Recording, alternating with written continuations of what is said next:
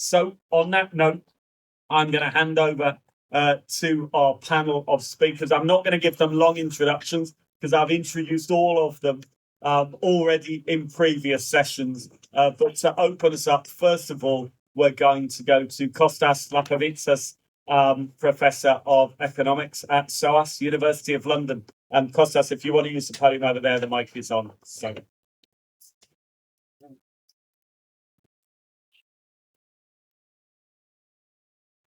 Thank you very much. It's a tall order, right? You're asking for concrete, practical proposals and suggestions. So I have one to make, but to get to it, I want to give you a little bit of context. We've been talking for a long time, since yesterday, but I want to give you a little bit of context of what I think is the significance of the moment. I came to Britain, I'll make that personal. I came to Britain in 1978. That was, wet behind the ears, what did I know? And I made it my home. Now, I remember well that time, because that's just before Thatcher took over. So I came right at the moment, right, when the winter of discontent was over and Thatcher took over.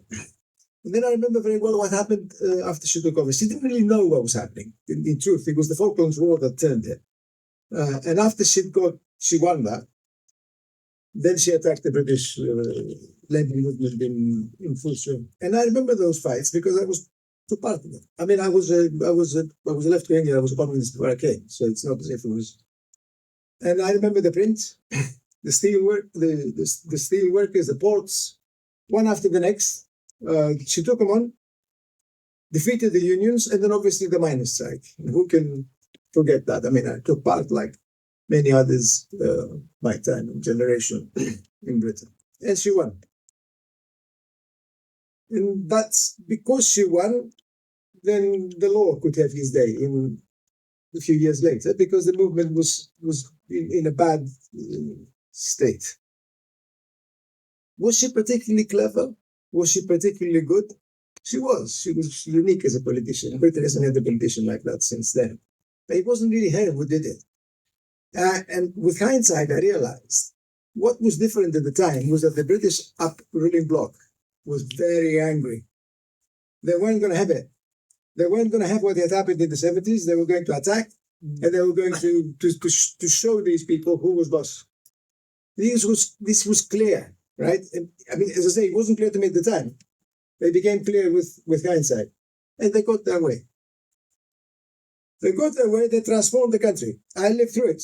I saw it. Right? I saw it happening. They transformed the country. They privatized council housing. They got rid of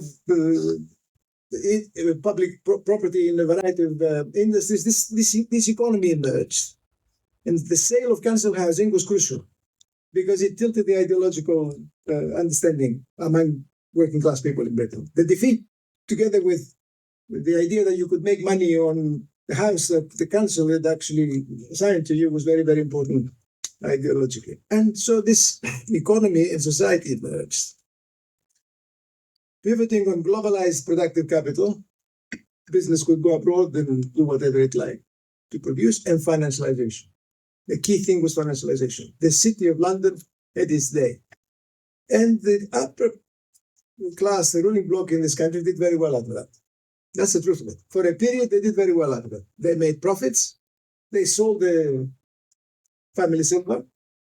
They created this situation of a highly financialized economy with a financial system which is a number of times bigger than the rest of the economy, emptied, hollowed out the productive structure, and British capital went abroad, and things seemed to be going all right.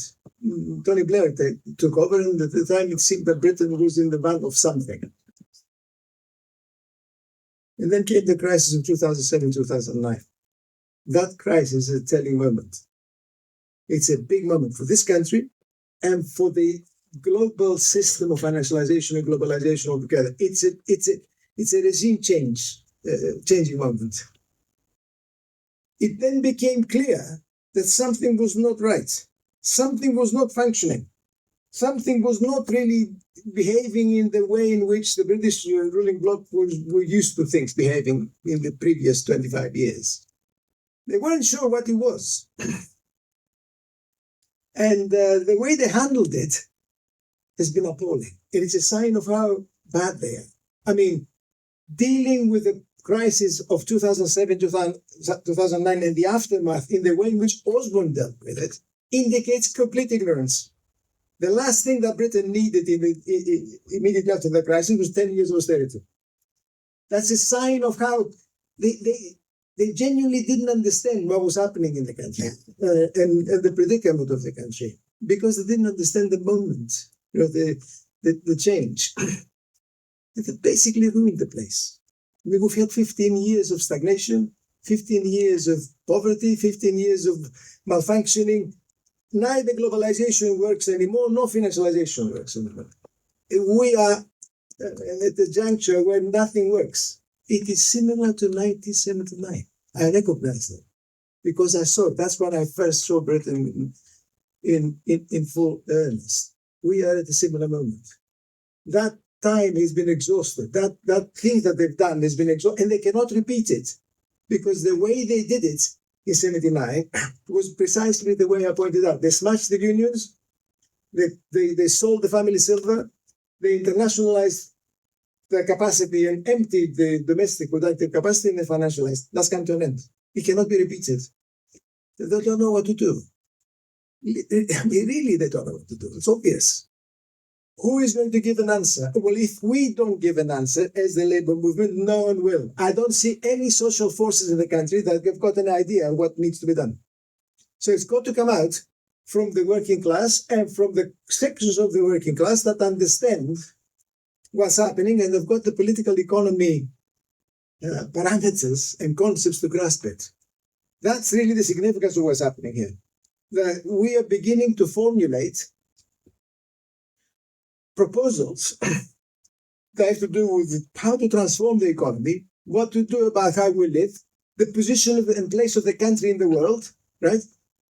Drawing on knowledge that the labor movement used to have, it doesn't any longer, but it's necessary to answer the questions that society poses to us. Because if you look at Farage and where he's going and so on, he's not really offering an answer, you see. And that's another sign and an indication of the country not knowing where it is going. No. And we're ready to give the answer. I watched the proceedings here with great attention and care. And I can tell you in all honesty, no, we're not ready to give this. That's a fact. We've got a good section of strong trade unions here who talk as competent and ready to fight trade unionists. And they're not ready yet to grasp the broader political economy issues. They can't handle them. We've got a group of academics who want to do the opposite, but they are not ready to know how to talk to working people yet. That's the sense I get. We've got two groups that are naturally allies and not to be talking to each other, benefiting from one another, and creating this thing that we want to create. But because they've been detached from one another for a long time, they still don't know how to do it. And that's what we've got to do. We've got to learn how to talk to each other, how to learn from each other, how to communicate, and how to begin to build the proposals that we need for how the country needs to go. At least that's how I understand it. And that's the significance of what we see. So how do we make that reality? I'll say one thing, and then I'll sit down. To take that forward and to create the ideas that will make sense to working people and will come from deep knowledge, the deep knowledge that academics have, but the sense that trade unionists can build among working people, we need some stable institutions. We need a structure. It can't happen with just meeting occasionally. And we need to set ourselves a longer term perspective. This will not happen by meeting once every 3-4 months exchanging ideas and then going about our own separate businesses. We need capacity. We need to build that capacity institutionally. We need a stable structure whereby we would be meeting regularly, we would be producing output, we would be intervening in public debate, we would be doing so in terms of the immediate political issues of the country, but also creating longer and deeper pieces of work that can inform others and they can be transformed into political intervention documents. That's the kind of thing we need. We need a think tank. We need the institutional capacity that can do that. For the next 3, 4, 5 years. This will not happen in a short period of time, I can assure you. The state of the country is such that the ship cannot be turned around quickly. We need to see it as something that will concern us and take up all our energies for the next several years. So I think that's what we're in for. That's what I would like to see happen. That's what I would like to discuss further. I think that would be tremendous progress if we could pull it off. Hope to hear some ideas on how we come about it, because that's the way to begin to tell something to British society that will mean something to the British people. Thank you, anyway.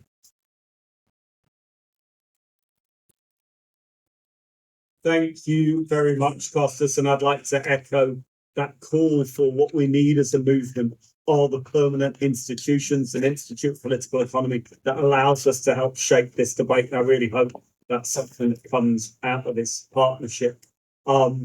Next, I would like to invite up the General Secretary of the Bakers, Food and Allied Workers Union, Sarah Woolley.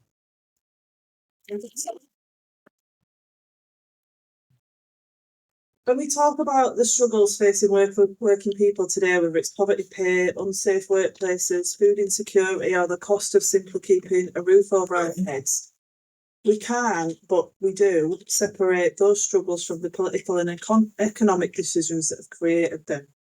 They're not two different worlds, they're the same fight, and unless we understand that and the movement and our class understands that, we're always going to be fighting with one hand tied behind our backs. Don't get taught this, still do it. For too long, working class people have been encouraged to believe that economics is something complicated that's just for academics. It's not for us. That politicians have to deal with that, or think tanks. It's their job to deal with economics. It's not mine whilst I'm at work trying to juggle 300 different things. But as has been mentioned a few times over the last day, it is about who has power, who doesn't, who gets the wealth we create, and who's left struggling to survive. And we as a movement, we need to take ownership of that conversation. Because what we're finding is the far right have come in and they're dictating who's to blame and they're rewriting our history. And there's not enough of us that understand where we've come from and whose shoulders that we stand on to be able to deal with the battle they're filling. And I'm going to concentrate a little bit on the far right because I think it's really important that we have that discussion in this conversation. Because the rise of it doesn't come from nowhere, does it? Across Britain and across the world, we're seeing them on the rise, on the march, peddling division, offering easy scapegoats, telling people to blame migrants, minorities, to blame each other. You know, you don't go out to work as much as I do, so you must be a beneficiary. We've had all that over the last few years, and they're able to do that because people are frightened. We don't know what's going to happen, and people are exhausted after 15 years of austerity and stagnant wages and working 12 different jobs just to make ends meet. And we feel angry because we went to school, we got us qualifications, we went to university, and we were promised that if we did all that, we ticked all those boxes, we'd have a house of our own, we could have a family, and we'd be living a life of luxury. And that's not the reality for so many people. So there is a good reason for that anger, because people have been let down, and we've seen that.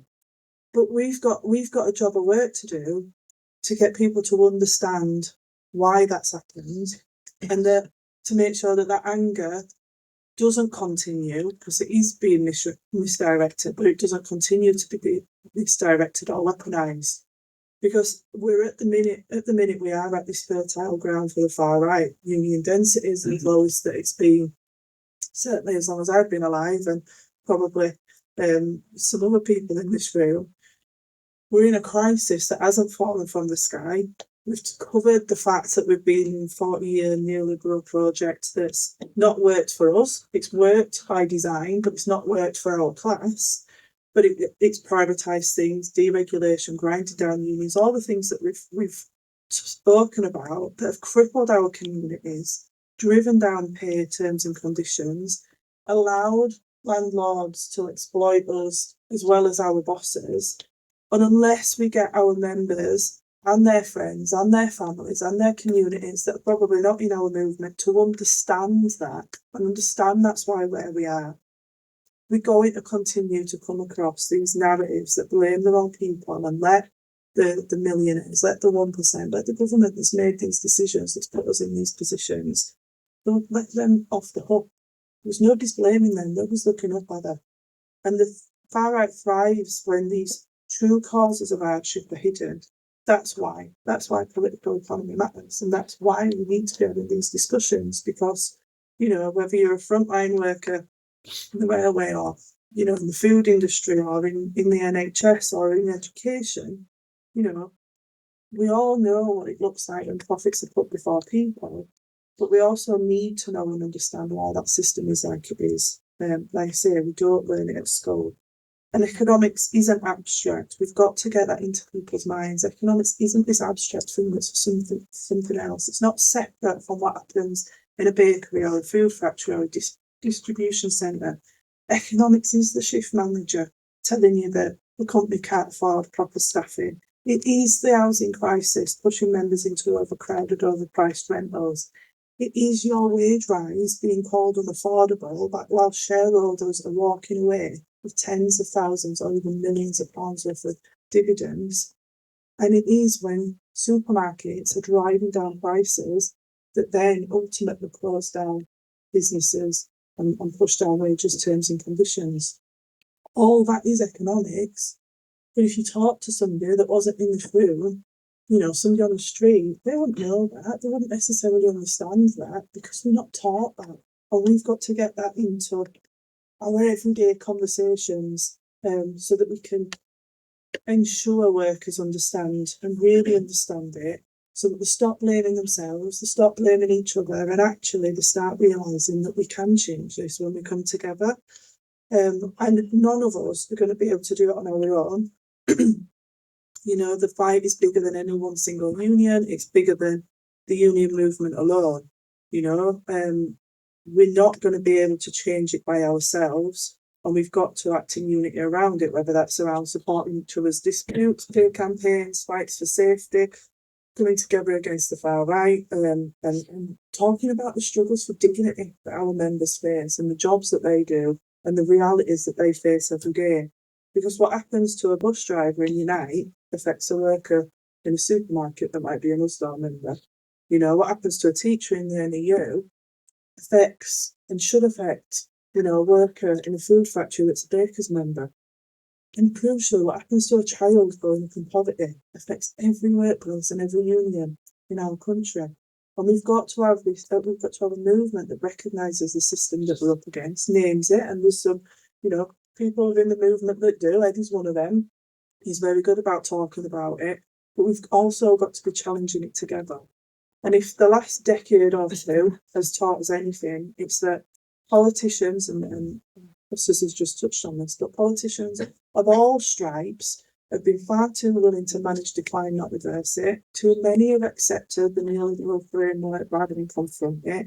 And even now, when without going too into politics, we've got a change of government that's supposed to be our voice. We can't pin our hopes on them alone, because change is not going to come from any politician. Change is going to come from us as a class, coming together, organising, empowering each other and being confident and understanding that power that we've got. And it's no easy feat, with the union movement being as low in density as it is, and people being pulled away from our kind of thought processes and being dragged into the ideals of reform and falling for their rhetoric. It's not going to be easy, but we've got to build strong foundations of political education, of collective action, to build that class consciousness back up, because we need our members and the friends and the families and the communities, because there's so many more of them than there is us, to understand not just what we're fighting, but why we're fighting,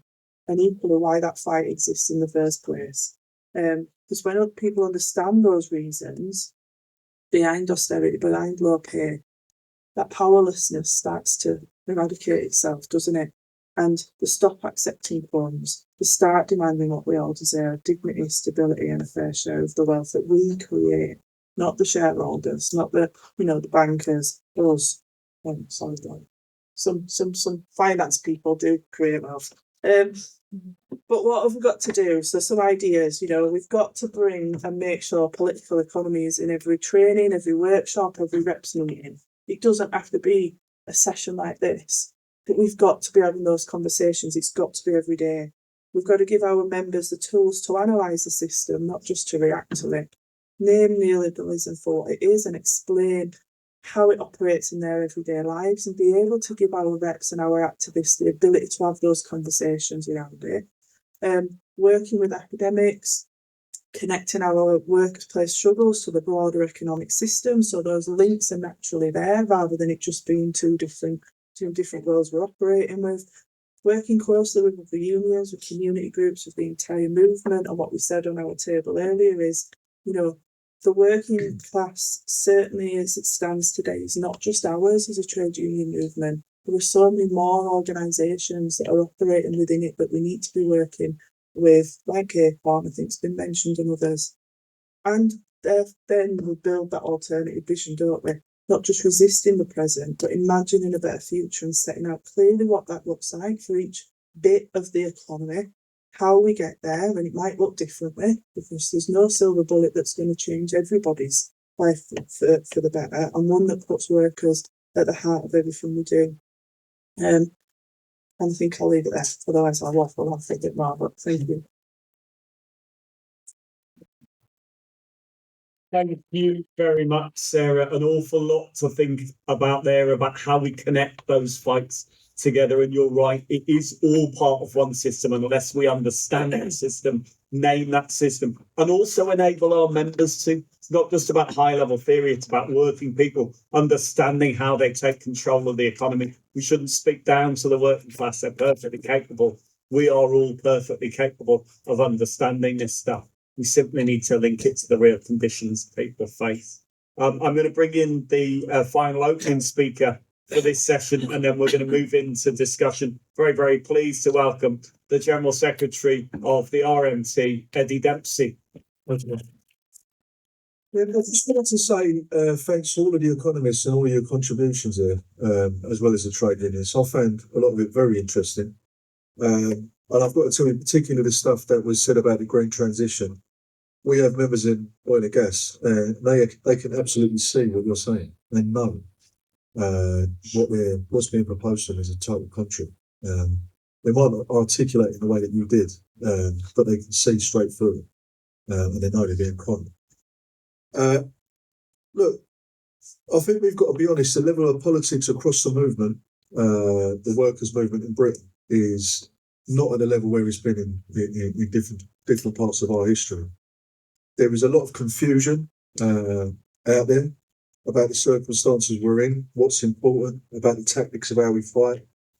We're very good at identifying the things that we don't like and what we should be fighting against, but we spend very little time thinking about the tactics of how we fight, the institutions we need to do that, how we build the alliances we need to push that forward, and all of the rest of it. So I think it's really important that we're starting to get from Costas and his people the roots of this. We're starting to get a blueprint so we can see. I've got no education, so I'm always pleased when someone who is educated agrees with me on stuff around some of these ideas. It makes me realise I'm probably not mental. I might be a little bit, but I'm not all the way gone.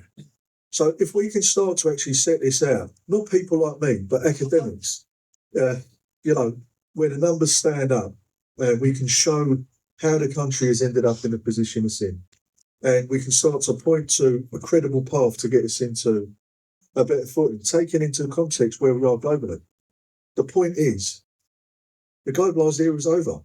We're not going to carry on as a country that's based on London being the centre of international financial speculation and fraud. That's finished. The entire country is geared up to the financial sector, and we've got to try and address that. You don't hear that being said at TUC Congress. You don't really hear that being said in any of the different types of left-wing iterations we've got at the minute either. You don't hear that being said in Parliament. So we've got to try and develop that narrative a bit more, I think. And I think where the trade unions can play a role in this. I think we do need to start to look at the institutions we've got. As a movement, and my union is probably the best example of this, we have put our members' resources into some batshit political projects over time that have had varying levels of success. It's about time we put our resources into trying to develop the coherent thinking that we need, that we can first get right from an economic standpoint. Secondly, the means of then getting that into the public debate. Now, I think we're better placed to start looking at some of that naturally than economists on their own. There are institutions that we've got access to. There is a whole plethora of institutions out there, including the TUC, including government, including industrial bodies. And we have to start looking at the alliances that are possible around some of these questions, because people who've got an interest in rebuilding manufacturing in Britain are not limited to the people in this room or people that have read stuff that economists have written about it.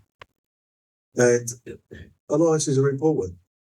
And it's not always a left-wing political alliance. What we need is as broad a possible alliance we can develop to bring as much pressure to bear on the political and decision-making process as possible for when the inevitable crunch point comes, because Costas is right.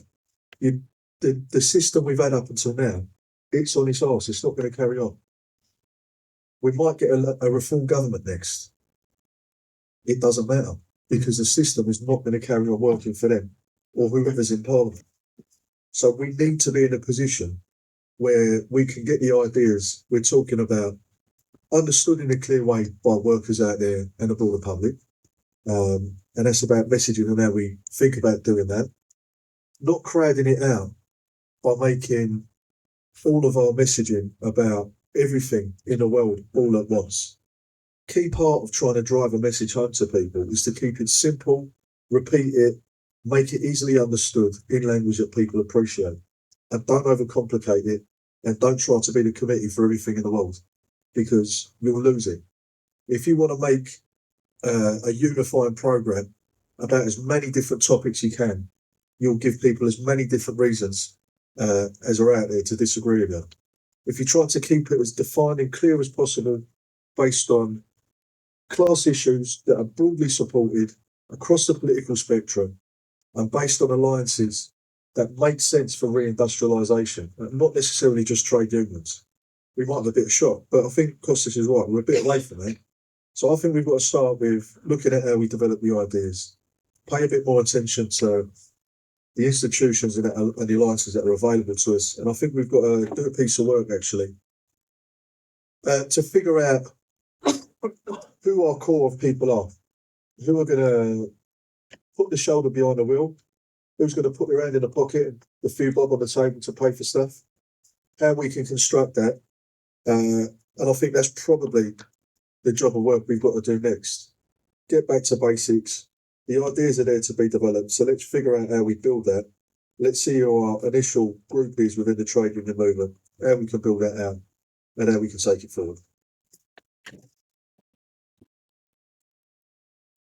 Thank you very much, Eddie. And again, I want to really agree with the fact that actually identifying the allies that we've got there within the trade union movement and outside of it, the link with the economy.